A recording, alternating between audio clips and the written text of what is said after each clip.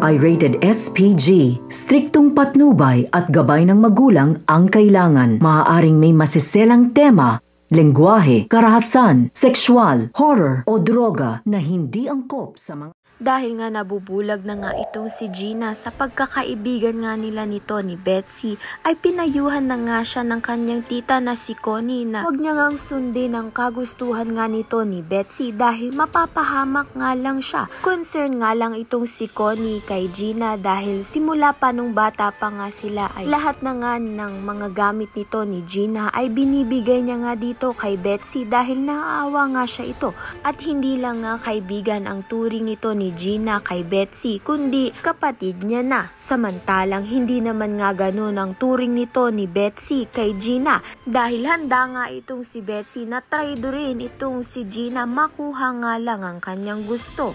Gusto nga ni Betsy na makarating nga sa US kagaya nga nito ni Gina, ngunit hindi niya nga magawa dahil wala nga siyang sapat na pera.